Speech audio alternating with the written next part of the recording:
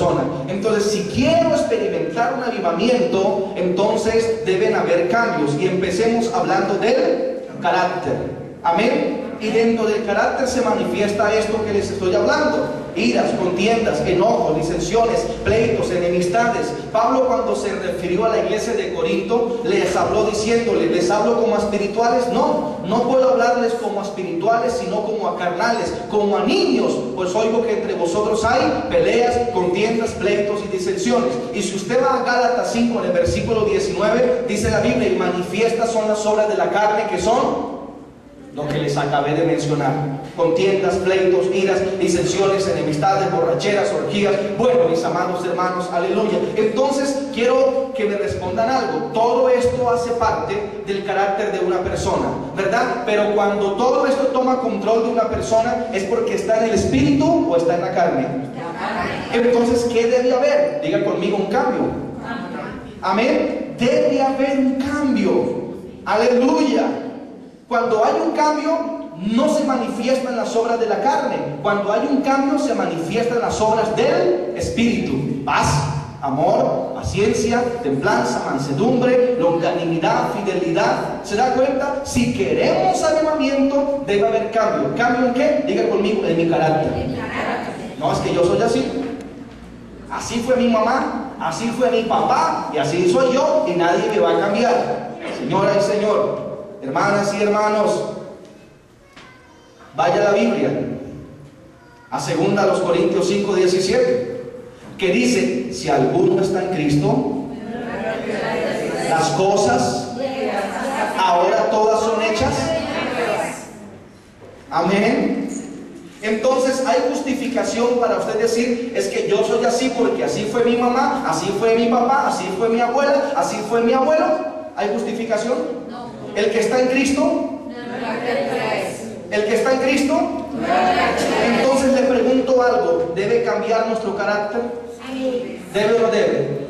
¿Cuántos quieren avivamiento? ¿Cuántos quieren avivamiento? Entonces diga conmigo: debe haber cambio en mi carácter. Ponga la mano en la cabeza y diga: ayúdame a cambiar, Señor. Dígalo: ayúdame a cambiar.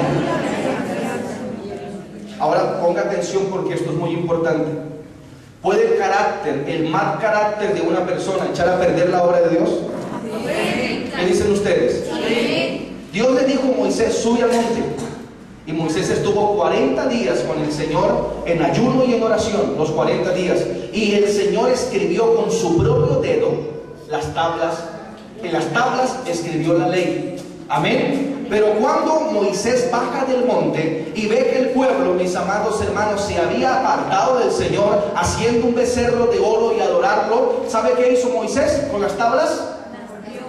Las tiró. ¿Qué fue lo que hizo que él partiera las tablas? El carácter. ¿Se da cuenta, hermanos? El carácter puede destruir ¿qué? La obra de Dios. ¿Y qué tuvo que hacer otra vez Dios? Volver a escribir con el dedo y volver a hacer, aleluya, o escribir otra vez la ley en las tablas. El mal carácter de una persona puede echar a perder todo. Lo que hizo con las manos lo puede destruir con los pies. Ponga otra vez la mano en la cabeza y diga: cambia mi carácter, Señor. Amén. Digan amén. Bendito sea el nombre del Señor. ¿Quiere avivamiento? Debe haber cambio. ¿Cambio en qué? En el carácter. Pero también, mis amados hermanos, aleluya, en nuestras actitudes. Amén. Debe haber un cambio en qué? En nuestras actitudes. ¿Qué quiero decirles con esto? Digan conmigo: debo orar más. ¿Qué debo hacer? Debe haber un cambio en mi actitud hacia la oración. Aleluya. Mire, hermanos, dice la palabra del Señor, aleluya, que cuando Pedro estaba en la cárcel, la iglesia se unió para hacer oración sin cesar a Dios. ¿Sacó Dios a Pedro de la cárcel? ¿Sí o no? Le envió un ángel, y el ángel entró y desató las cadenas que lo ataban de las manos, de los pies, y le dijo: Pedro, cíñete, aleluya, tus sandalias a los pies y envuélvete con este manto. Y pasó la primera, la segunda, la tercera guardia, y cuando estaba en la calle, él pensó, aleluya, de que era un sueño, de que era una visión, y al final dijo: ahora entiendo que Dios envió a su ángel y me libró, aleluya, me sacó de la cárcel. Eso eso fue un milagro tremendo, fue un avivamiento especial. Allá afuera hay personas que están como Pedro, y dentro de las iglesias hay personas como Pedro, atados de manos y pies, impedidos de poder hacer la obra de Dios porque han estado encadenados. Pero cuando la iglesia tiene un cambio en la actitud, o sea, hacia la oración, Dios empieza también a hacer lo que hizo con Pedro. Dios enviará ángeles y romperá las cadenas que atan a esas personas en la calle, en drogas, en alcohol, en vicios. Dios enviará a su ángel y romperá las cadenas que atan hogares, familias, matrimonios. Dios romperá las cadenas que atan la iglesia, que impide que la iglesia crezca y prospere en todas las áreas. Le pregunto algo, como cristianos que somos, ¿alguna vez nos hemos sentido como atados para orar? Sí. ¿Nos hemos sentido como atados a veces para ayunar? Sí. Empezamos a leer la Biblia y ya empezamos a cazar mariposas. Aleluya. A veces dificultad hay para poder congregarnos, hermanos. ¿Es verdad o no? ¿Se da cuenta, iglesia? Entonces, ¿qué necesitamos? Un cambio en nuestra actitud. Debemos, diga conmigo, orar más. ¿Qué debemos hacer? Orar más. Amén. Orar más. Mire, hermanos, usted y yo escuchamos la voz de Dios de diferentes formas. Dios me habla a través de la palabra, Dios me habla a través de un sueño, Dios me habla a través de una revelación, Dios me habla a través de una profecía, pero nosotros solamente tenemos una única forma de hablar con Dios, y es a través de la oración. Diga conmigo, cambio. En mi actitud. Debo orar más. Pero también debe haber un cambio hacia el ayuno. Hechos 13, versículo 2. Dice la Biblia de que Saulo y Bernabé estaban orando y ayunando, y el Espíritu Santo habló diciendo: apartadme a Saulo y a Bernabé para la obra que yo los he llamado. ¿Qué estaban haciendo ellos? Y ayunando. Fue cuando el Señor los llamó, aleluya, a hacer una grande obra. Aleluya. Debe haber un cambio hacia el ayuno. El ayuno no es un mandamiento. La oración sí es un mandamiento. Estudiar la Biblia sí es un mandamiento. Pero el ayuno no es un mandamiento. El ayuno era una práctica, aleluya, realizada por el pueblo judío. Pero si el ayuno fuera un mandamiento, entonces estaríamos en pecado, porque no todos ayunan todos los días. ¿Quién ayuna todos los días sin parar? ¿Ve? Hay días en la semana que oramos. ¿Se da cuenta? ¿Es el ayuno un mandamiento? No. Si fuera un mandamiento, tendríamos que ayunar todos los días. Amén. El ayuno era una práctica religiosa practicada por el pueblo judío. Jesús lo practicó, pero déjenme decirle algo: el ayuno es poderoso, porque rompe cadenas. El Señor les dijo a los discípulos: este género no sale sino con ayuno y oración.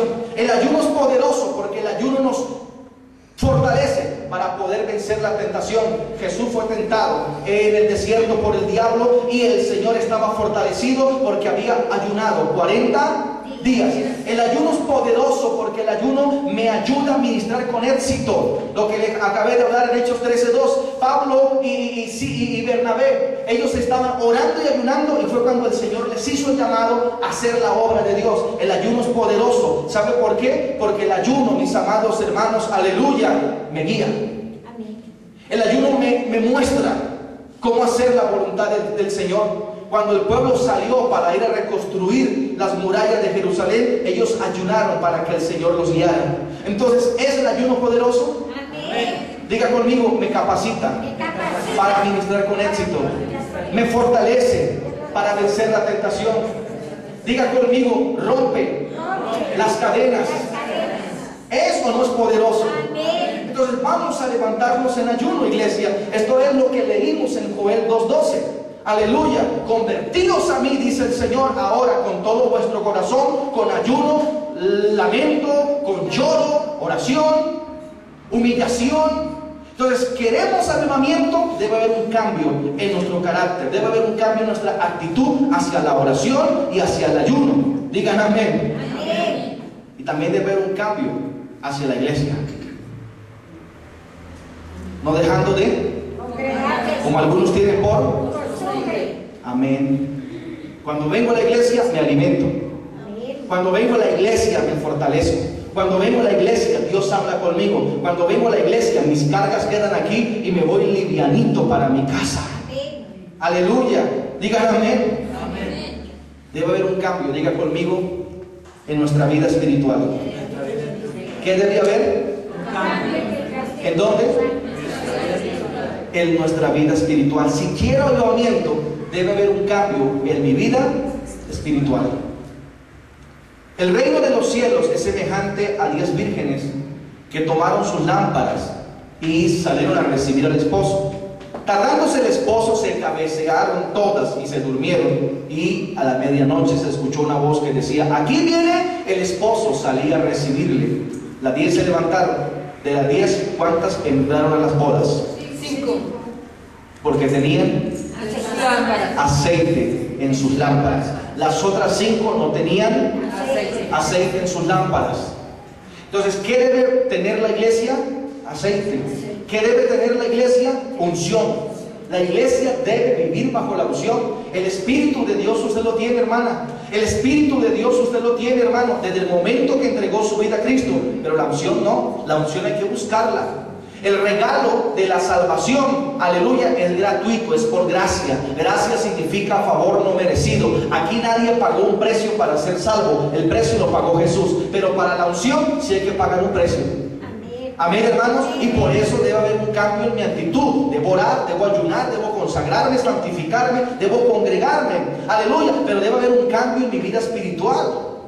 Hermanos, la Biblia dice que nosotros tenemos que ser llevados de gloria en gloria, de fe en fe, de poder a poder. O sea, siempre creciendo. Amén. Siempre creciendo. No puedo estancarme. Gloria al Señor. Debe haber un cambio en nuestra vida espiritual. Le hago una pregunta, no me la responda. ¿Es usted más espiritual o menos espiritual? No me la responda. ¿Es usted más espiritual o menos espiritual? ¿Cuánto tiempo tiene el Señor? ¿Es menos o es más? En vez de menguar, hay que surgir. Pero en vez de surgir, estamos menguando. Por eso no hay avivamiento. De un aplauso al Señor. Para terminar, ¿qué necesitamos para experimentar un avivamiento? Necesitamos un tiempo de conversión. ¿Qué necesitamos? Necesitamos un tiempo de conversión. En Isaías 1, en el versículo 16 al 17, el Señor dice: así que limpiaos y lavaos, dice el Señor. Dejad de hacer lo malo, aprender a hacer lo bueno. Dice el Señor: venid a mí y estemos a cuentas. ¿Qué es lo que el Señor dice? Venid a mí.